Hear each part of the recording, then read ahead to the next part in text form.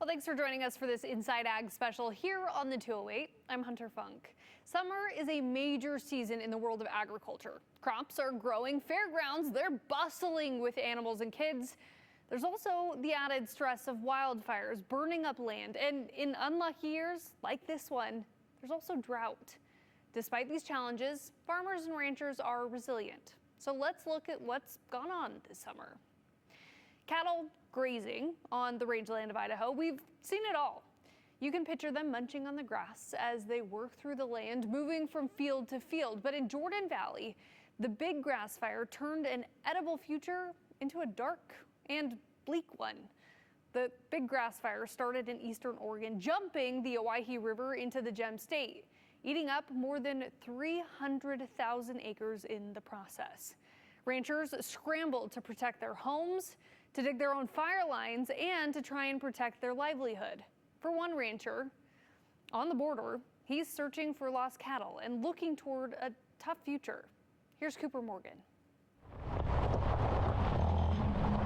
Rushing, kicking up dust. Oh, it's just mind-blowing that it did what it did. I mean, fire is a very destructive, evil thing.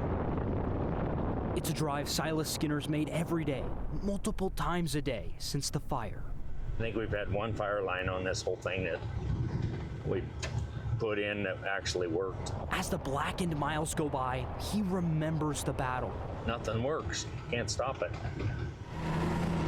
The Skinner family has ranched this land for generations. And so normally you can kind of see those Yeah. hills pretty They're easy. usually clear as a bell. Yeah, I'm the 6th generation, and my little grandson's the 8th. Land that's now quiet, charred. And everything you can see that way it's miles that way. So, and miles that way. And changed. It's gonna be years of devastation. All because of the rage of the big grass fire, a rage that jumped the Owyhee, took down sagebrush and timber, and even touched myth. There's an old myth around here that South Mountain will never burn. And it hadn't burned in 100 years or that anybody knows of. And they've had small fires, but it got most of it this year. Fences like this are damaged, they're not taught, and that is just one of those things that this big grass fire has destroyed. Not just the grass around us, but also stuff like this fence post. It's absolutely torched. It's gonna need to be replaced, and it could take years. His cow herd, his feed, is getting the cattle back on the land. And it's not just one rancher facing that challenge. And we're probably talking 10, 12,000 head of cows that are gonna have to be relocated for 2 to 3 years. New pastures run about $30 to $40 a cow-calf pair. And for those who've lost more, All the way from $4,500 to $6,500 just for a bred cow. Skinner alone still has. Yeah, we're missing several hundred. We run red Angus cows. These are cows we put in a corral to keep them out of the fire. But he thinks most of them are safe, finding their way on his remote land. Because I know they're not, but could there be some? Yes, but I haven't found them yet. The loss isn't just measured in acres, it's personal. That really hits home when you're putting your photo album in your pickup to try to save it. It's pretty tough to see. And for Skinner, the cattle aren't just his livestock, they're his livelihood. You kind of get to know your cows, and it's a hard thing to have to put down an animal that is your life.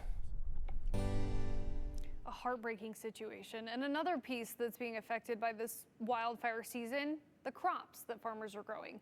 For a lot of us, you can expect to see sweet corn, ripe tomatoes, and watermelon at their best in the summer. But this year, Idaho's smoky skies aren't just something we're seeing and breathing, they're messing with the calendar down on the farm.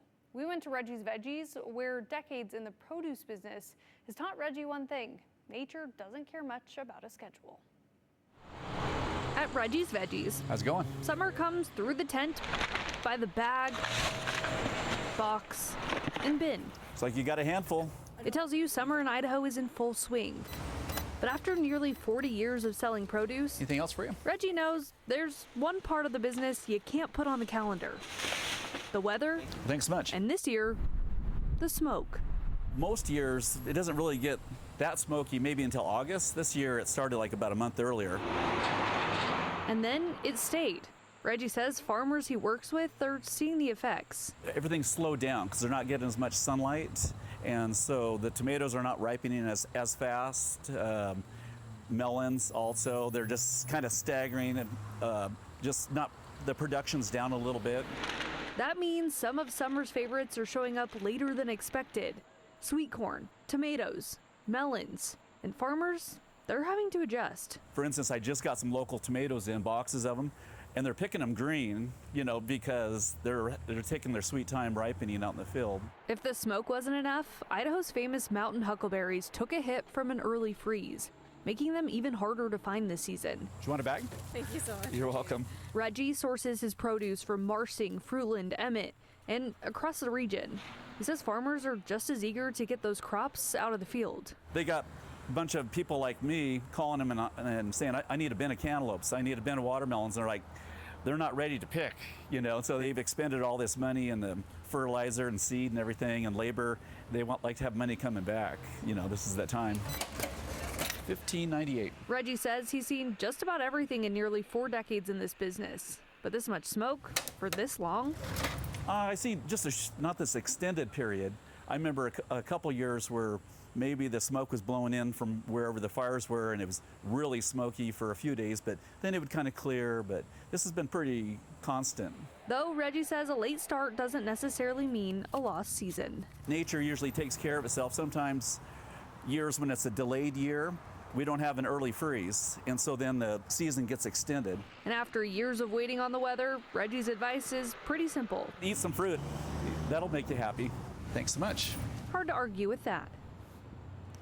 And Reggie says delays can change week to week, even day by day. He told us farmers may think an order will be ready by, say, Monday or Tuesday, only to push it back to Thursday or Friday because the produce simply isn't ready to pick.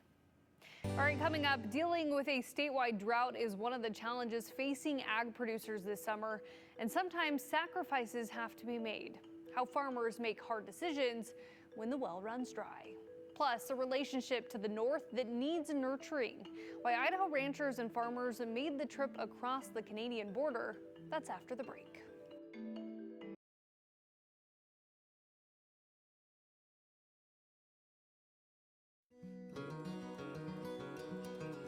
Across Idaho, some farmers have made difficult decisions, not because they don't want to grow crops, but because they aren't sure they'll have enough water to finish them. The Surface Water Coalition says this year's combination of drought, historically low snowpack, and record low river gains has forced water reductions across hundreds of thousands of acres of farmland. We met up with a farmer in Nampa to see what that looks like in Canyon County. Ben Jantz farms outside of Nampa. It's been difficult. But before seed went into the ground this year, he had to decide which crops were worth the risk. Early on this spring, we were told that we would have 1 acre foot and no river run on our surface water. A lot of these crops take close to 2.5 to 3 acre feet to grow. So there's been a lot of ground that has been left idle this year. We were afraid that we were not going to have enough water to grow the crops that we needed to. A strong spring rain did help farmers plant a bit more than expected, but water is still tight this year. So instead of risking running out of water later this summer, there were fields that we just didn't plant. One of the hardest decisions for him was deciding not to plant alfalfa hay. It's one of Idaho's most valuable crops, especially because there isn't as much forage for range cows after a dry spring this year. But it's also one of the thirstiest crops. Ben didn't plant 25 acres so he could water the rest of his crops, which at nearly $1,500 per acre, that's $37,500 lost to a dry year. And that's just if you plant alfalfa. On a crop like wheat, we were probably looking at around $750 per acre. And then, you've got corn and sugar beets, are anywhere between $1,500 to $4,000 per acre. There are some specialty seed crops that are north of $5,000 per acre. The Surface Water Coalition says farmers across southern Idaho are facing similar choices. This year's mountain snowpack was less than 40% of normal. Reservoirs are holding about 1/3 less water than they typically would, and some irrigation districts are already cutting water deliveries by as much as 33%. And those aren't just water numbers. It's money that has never had the chance to grow. Our commodity prices are incredibly low right now. Our inputs, our fuel, our fertilizer are incredibly high right now. And so it's not sustainable. And then when you're not even able to farm all of your ground because you don't have enough water, that makes it extremely difficult. For Ben, every field left unplanted is a reminder you can't grow a crop without water. Water is our lifeline, absolutely. You're more likely to do business with somebody you've met, somebody you trust, you've had some kind of relationship with. So that's important. But also, we specifically timed this trip to be around the discussion of USMCA.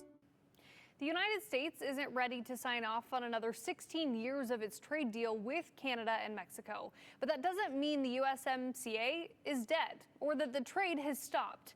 This agreement basically sets rules for how goods move between the United States, Canada, and Mexico. Now, this summer, Idaho leaders and ranchers went north of the border for a 5-day trip in Alberta. Idaho doesn't get to negotiate the agreement. That's the federal government's job. But the state can make sure federal negotiators understand what is and isn't working on the ground.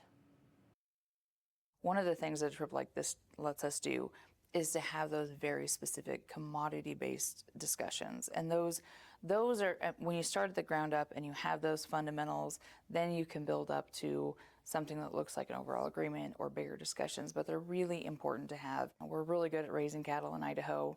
There are some access to feed and some things that they do really well in Alberta, so we'll feed cattle in Alberta, and then a lot of those cattle come back to the United States. So there's this partnership that happens that's worked really well.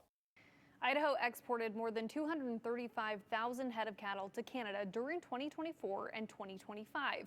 Canada is Idaho's agriculture's #1 foreign market. In 2025, Canada bought more than $451.8 million in Idaho food and agricultural products. That's 31% of all Idaho agricultural exports. As for the trade talks, it could take time. Because the USMCA remains in effect, there's no immediate interruption to Idaho exports, but the United States, Canada, and Mexico will continue reviewing the agreement, and if they still cannot reach an extension, they can revisit it each year until the deal's scheduled expiration in 2036. Well, still to come for several families, the entire year has been leading to fair season, and for one family, it is an intergenerational affair. And there's a place in Boise where veterans can roll up their sleeves and heal and learn a new skill. How an incubator is bringing those who fought for our country some peace in the fields. That's all after the break.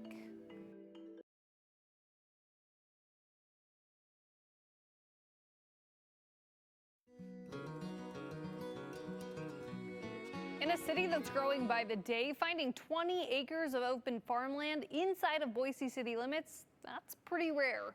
Now, a historic piece of land is being put to use in a new way, helping military veterans learn these skills needed to start a farm, launch a business, or just reconnect with the land even.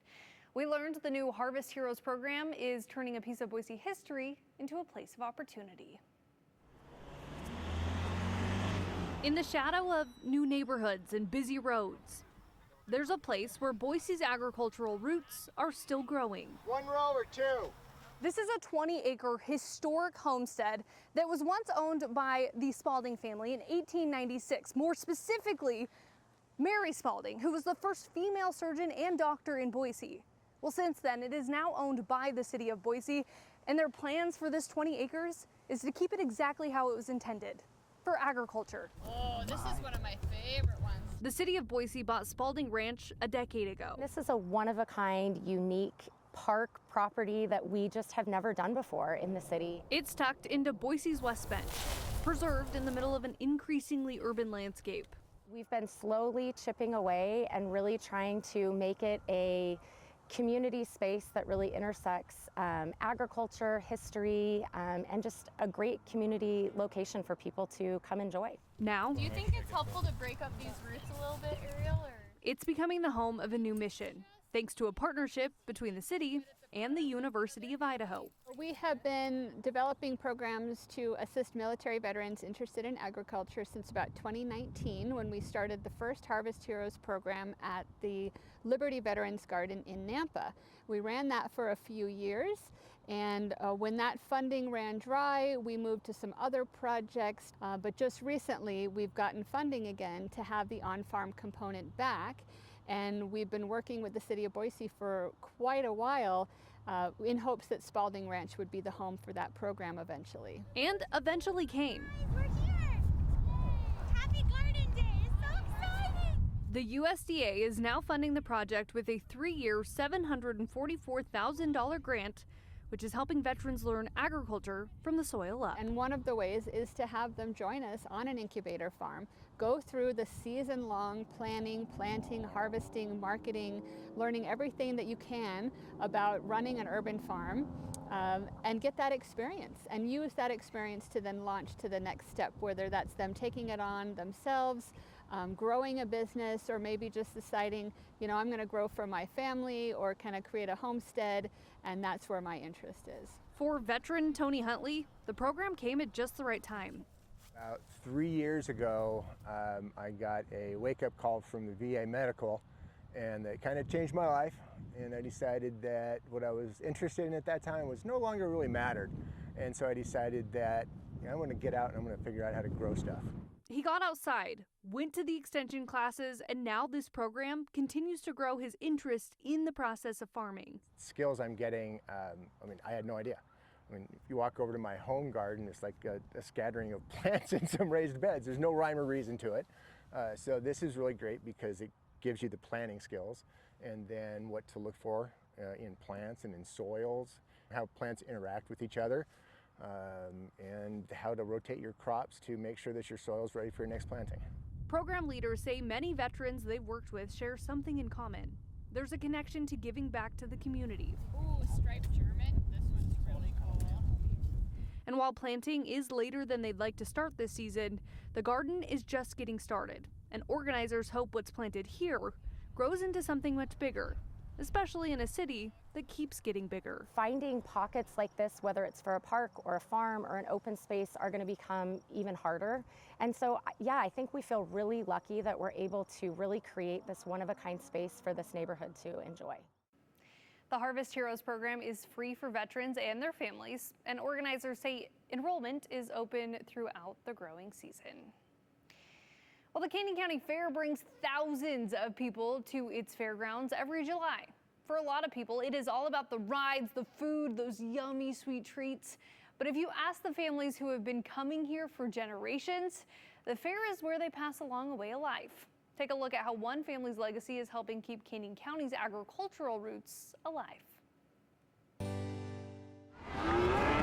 Before the grandstands come alive, the Canyon County Fair starts here, inside the barns, with kids. He wants milk. And their animals. Our bucket calf program started in 2024. It's not a new concept across the country, but it's newer to the fair, and we really wanted to bring something that provided this entry point for our younger kids who are eventually going to be entering the beef and the dairy show world. That entry point? You just like walk them around, set them up and stuff. Looks a lot like 7-year-old Grant Reynolds. You try and halter brake them. Trying to convince Steve that walking in a straight line is a pretty good idea. He tries to get away and have fun in the ring. Some days Steve behaves, other days he has other plans. Come on. It's not really that hard at first, and then it sometimes can get a little rowdy around. But Grant is learning something his sister Aurora already figured out. The one thing that you really have to do is stay calm. If you're not calm, they're not calm and they freak out. In her second year in the Caveman Critters 4-H Club, she's already earned top finishes showing her steer. And now she's helping show her little brother what patience looks like. It's pretty hard because first when you get them, you have to earn their trust. And trust is a big thing because if you don't really have their trust and you're just walking them, you never know what's going to happen. So you need to know them. But this guy's pretty good. I'm too dark. But long before Grant and Aurora, it's great that kids know where their food comes from. There was their grandpa Dave and his parents paving the path for all kids in Canyon County. But Mom and Dad for the 4-H had taken over Caveman Critters in 1977. Those kids were their kids, you know, and as they had successes, it's like they were swelled up with pride about as this, you know, Josh did this, and you know, Greg did this, and it was, you know, really animated. They took over the Caveman Critters 4-H club for several decades. When they stepped away, his brother and sister-in-law picked up the torch for another several decades. And his sister is now a beef leader with the club today. Now, their grandchildren are leading calves into the same fairgrounds, where the family has spent decades of investing in other kids. My dad would be very proud to see a great-grandson showing, great-granddaughters showing. He would be involved, guiding, and he'd be very proud, very proud. Organizers say agriculture has always been the heart of the fair, and the Reynolds family is part of preserving that tradition. I feel like I'm pretty proud of it. It's more like a huge legacy than something that's just run through the family. And fair season isn't over yet. The Western Idaho Fair starts next week. And don't miss KTVB Day at the fair. That is Thursday, August 27th.